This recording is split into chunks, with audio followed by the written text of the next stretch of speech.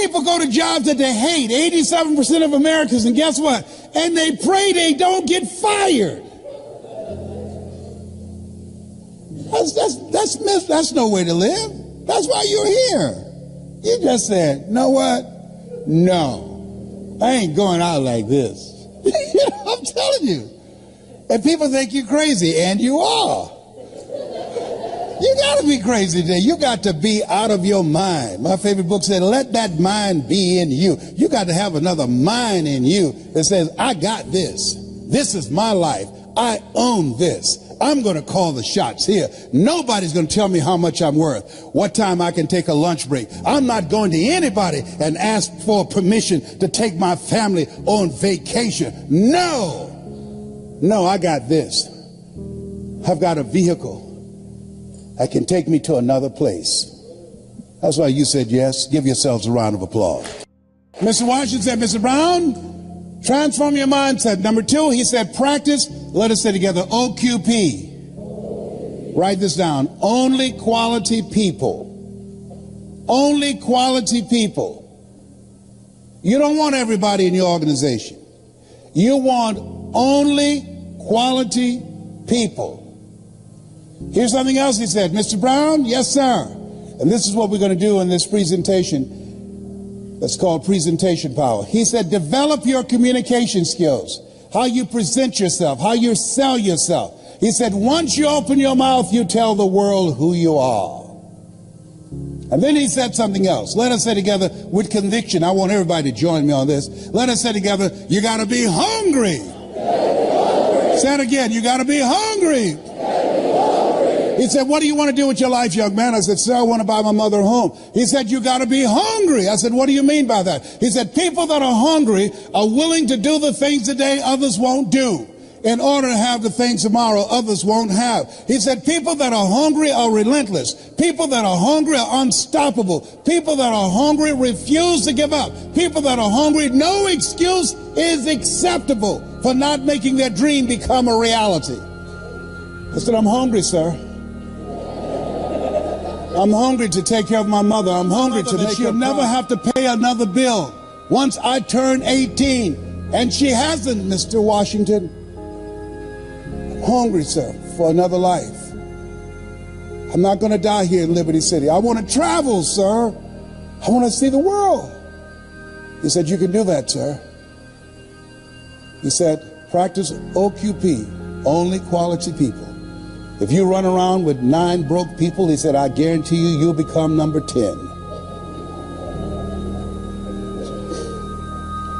He said, work on your mindset.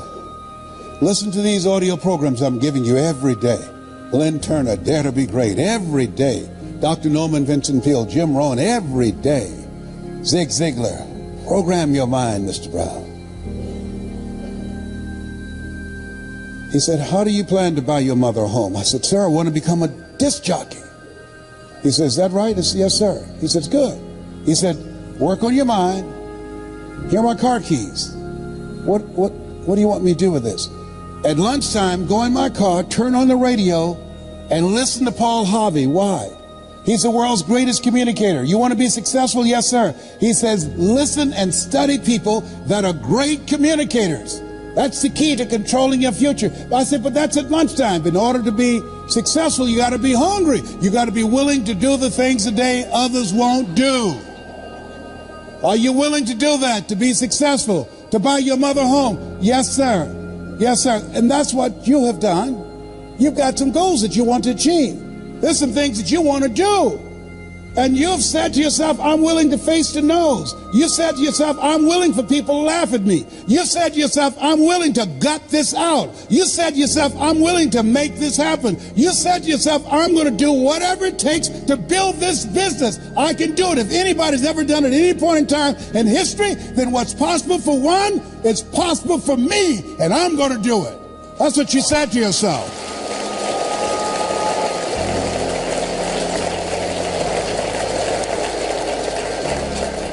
He said, listen to Paul Harvey every day. So you want to be a disc jockey? Yes, sir. He said, I want you to create your format. What will your personality be?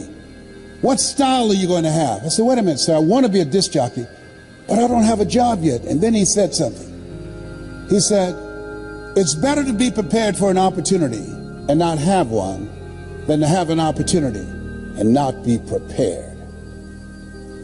He said, you got to expect to become successful. Let us say together, I expect to win. I expect to increase my recruitment. I expect to be a great presenter. I expect to become a millionaire.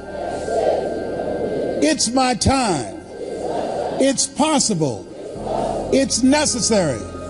It's me. It's hard. It's worth it. Nietzsche said, if you know the why for living, you can endure almost anyhow. Your homework assignment is write down 5 reasons that will make it worth it for you.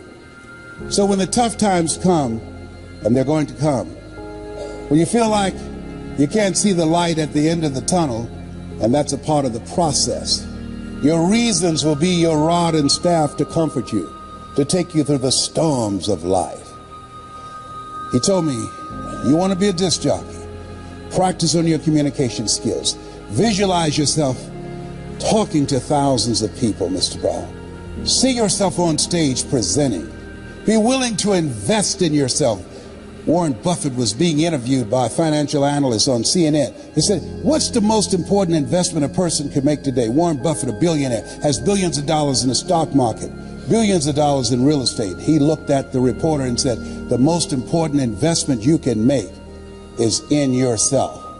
The reason you're here, the reason you invested your money, your time and energy and transportation and the room and all the costs in a so-called tough economy, because you have the mindset of a billionaire. You know, investing in yourself, you are your most treasured asset.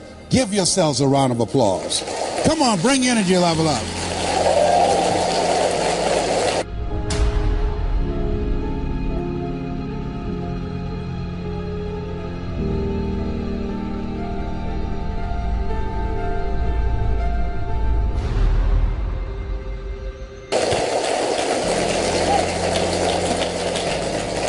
So he said, Mr. Brown, I've done all that I can do for you. You've got to go out and face the music. You go with the things I've taught you and make it happen. I went to WMBM radio station on Miami Beach. Milton Butterball Smith was the program director. Hello, Mr. Butterball. My name is Les Brown, sir. I like to be a disc jockey. He said, young man, you have any journalism in your background? No, sir, I don't. You have any experience in broadcasting? No, sir, I don't, but I practice every day. Let me audition for you. Let me show you how good I am. He says, no, we don't have any job for you. How many have been rejected? Raise your hands, please. I was devastated with rejection. I went back, Mr. Washington. I said, Mr. Washington. They said, no. He said, don't take it personally. Most people are so negative, they have to say no 7 times before they say yes. He said, you got to be hungry. Go back again. I said, yes, sir. I went back again. Hello, Mr. Butterball. How are you, sir? My name is Les Brown, sir. I like to be a disc jockey. He said, I know what your name is. Weren't you here yesterday? Yes, sir. Didn't I tell you no yesterday? Yes, sir. He said, then why are you back today? I said, well, sir, I didn't know whether or not somebody was laid off or somebody was fired, sir. Don't want to laid off or fired. Now get on out of here. I came back the next day, talking loud, looking happy, like I was singing for the first time. I said, hello, Mr. Butterball. How are you? My name is Les Brown, sir. I like to be a disc jockey. He said, I know what your name is. Weren't you here the last 2 days? I said, yes, sir. Didn't I tell you no the last 2 days? I said, yes, sir. He said, then why are you back today? I said, sir, I didn't know whether or not someone got sick or someone died, sir. He said, no one got sick or died. No one was laid off or fired. Now don't you come back here again. I came back the next day, talking loud, looking happy, like I was singing for the first time. I said, hello, Mr. Butterball. How are you? He looked at me with rage. He said, go get me some coffee. I said, yes, sir.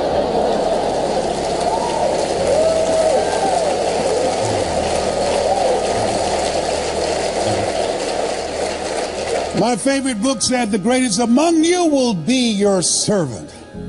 So I became the errand boy for the disc jockeys.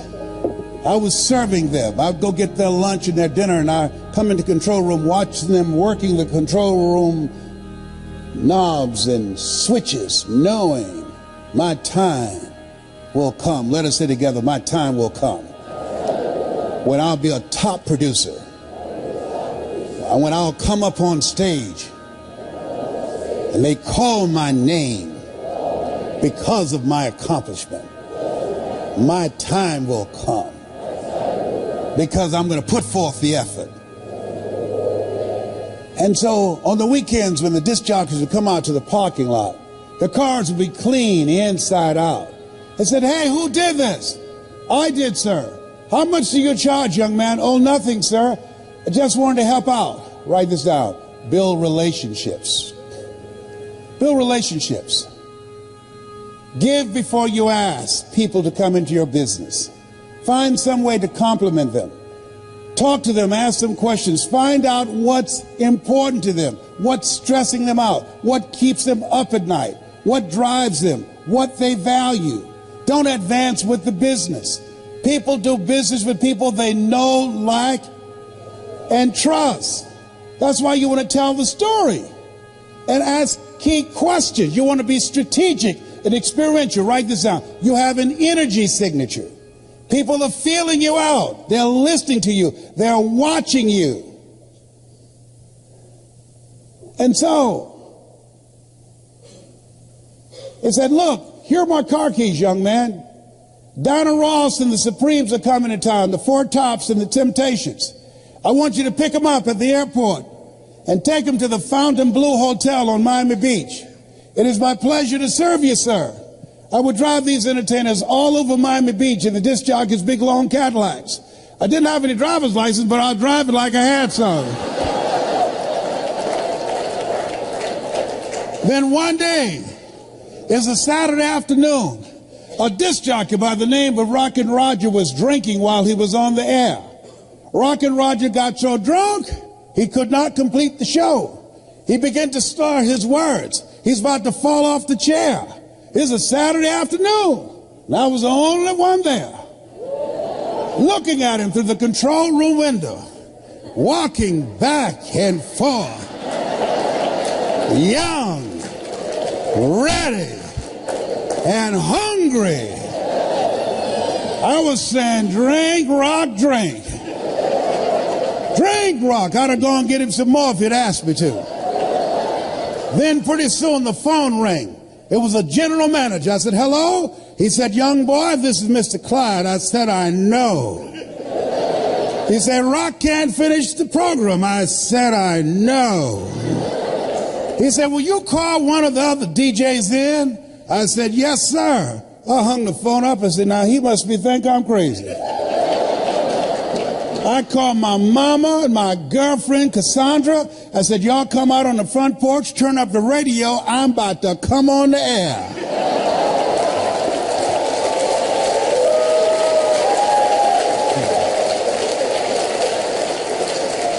I waited for about 20 minutes and I called him back. I said, Mr. Klein, I can't find nobody.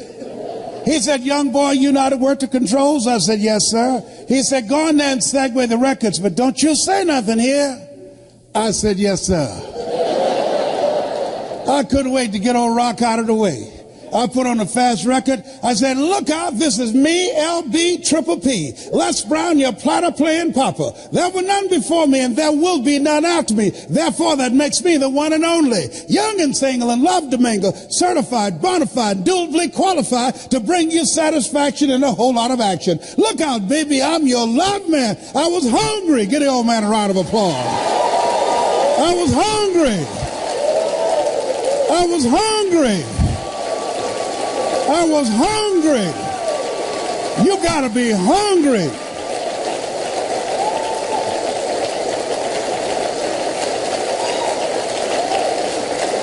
Shake someone's hand on your right and left and say, you gotta be hungry. Do that right now. Shake somebody else's hand. Say, you gotta be hungry.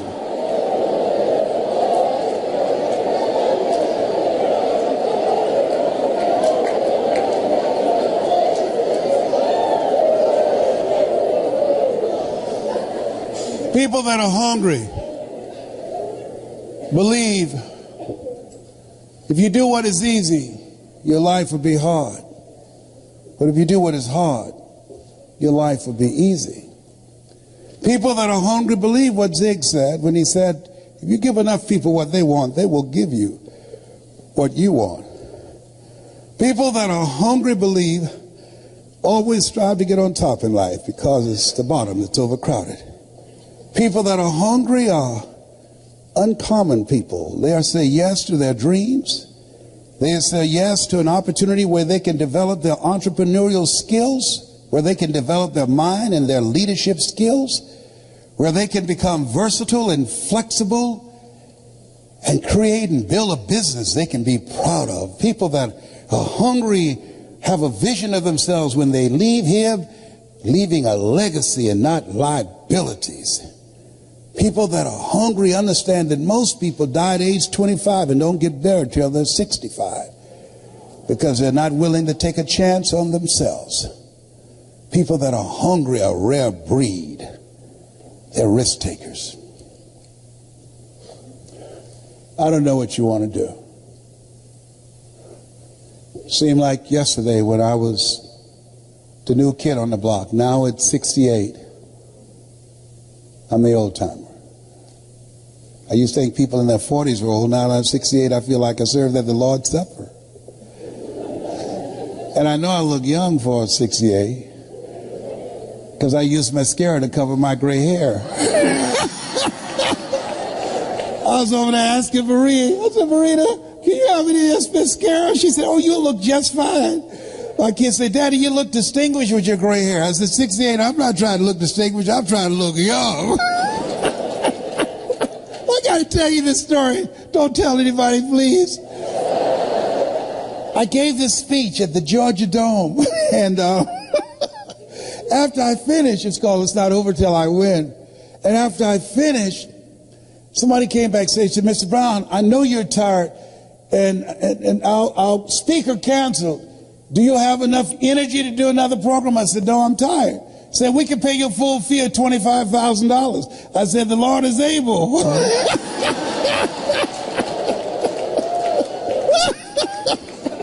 So they took me over to the Georgia World Congress Center, and it was an intimate setting. People were very close to the stage. So I looked in the room, and then I went to the restroom and got my little Mademoiselle mascara out to cover my grain, you know, have a mustache and everything.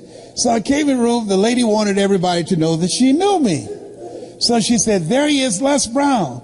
I came up on the stage. She holds her cheek out for me to kiss it. I kissed her on the cheek and left this big black smudge on her face. I said, oh my God. So I didn't know what to do, so I just sat down. So the people down front started saying, there's something on your face. She looks at me. She said, what are they saying? I said, I don't know. Then one nosy lady went over there, opened up her pocketbook, and gave her a mirror. Now, nobody asked her to do that. Getting in the Kool-Aid, don't know the flavor. She looks and see the big black smudge on her face. She said, how did this get here? I said, I don't know. You think maybe some of this rubs off? Well, the reason I'm telling you this, don't worry if I kiss you today, because Marie said, you don't need it, you'll be just fine. You look distinguished. Whatever.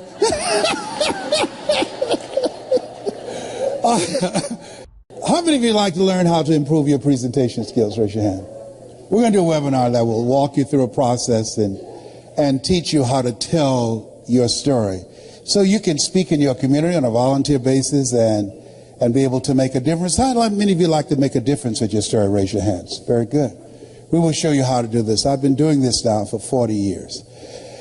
I love and admire Eric Worrier for who he is, me as a friend, but the passion that he has in giving you the tools that you need, not just the mindset, but the skill set of what it takes to build a strong multi-level marketing business. I can tell you, based upon my experience, and he's not paying me to be here. He's got a blue light special going on up in here. This is my friend that I love him. There are few people who can call me, and I'll get on a flight and only had 4 hours of sleep to come in to speak. I was very subdued and conservative today, but I love and admire him. I'd like to leave this with you. After leaving Zig's memorial yesterday, who was a great man, who contributed so much to so many people. I said, God, let me touch and change millions of people's lives like Zig has done. Let me make my mark like he made an incredible mark. Let me touch hearts and minds like he touched me when I first saw him. And I drove many miles, 400 and 500 miles, to see him and Jim Rohn and Dr. Norman Vincent Peale and Charlie Tremendous Jones. Let me be an instrument to give people hope, to inspire them to expand their skill set, to encourage them to create collaborative, achievement-driven, supportive relationships. God, let me live a life that counts, that means something to people. God, help me to be able to inspire people like Mr. Washington inspired me, like Mike Williams, my mentor for the past 43 years, who saw something in me I could not see in myself, who believed in me when I didn't believe in myself. Please let me live a life that matters. I want to leave this with you. At this stage of my life, my goal is to train 100,000 speakers who will have one message: hope, skill set, and collaborative relationships that will change how people think, how they feel, and how they act. 100,000 people outside of religion and outside of politics, both of which I believe polarize and divide people. 100,000 ordinary people who want to live an extraordinary life. God, give me the stamina and the vision to use my gift that you have given me to work with people who are hungry to make their lives count. I want to leave this with you that my mother used to love to say to me when she was in pain. Leslie, yes ma'am. Come in here. Yes ma'am, mama. What is it, baby? Say that thing for me, boy. That makes me feel good. Yes ma'am, mama. My mother's dream was to raise 7 children she didn't have, to make sure we had a roof over our head and food on the table. And she never failed. We never went to sleep hungry. She's a hard worker and she had faith.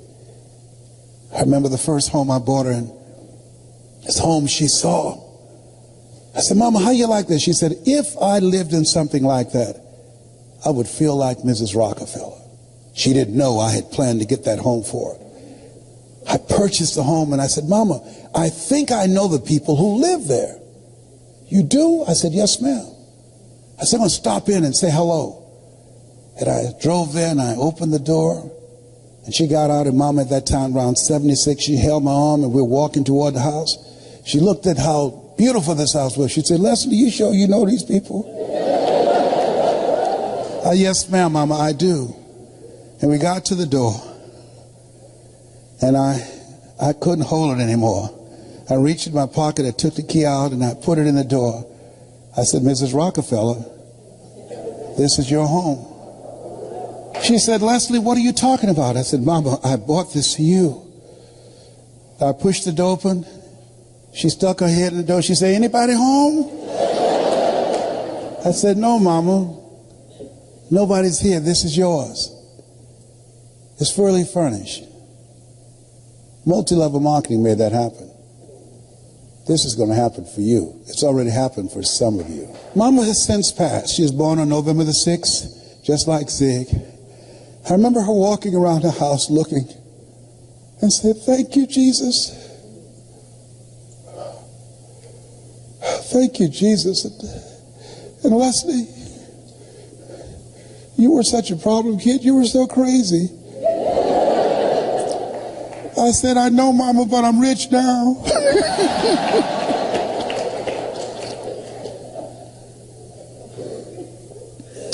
I dedicate this to the dream in you. Say that thing for me, boy. Yes, ma'am. If you want a thing bad enough to go out and fight for it, to work day and night for it, to give up your time, your peace, and your sleep for it, if all that you dream and scheme is about it, and life seems useless and worthless without it, and if you gladly sweat for it and fret for it and plan for it and lose all your terror of the opposition for it, and if you simply go after that thing that you want with all of your capacity, strength and sagacity, faith, hope, and confidence, and stern pertinacity,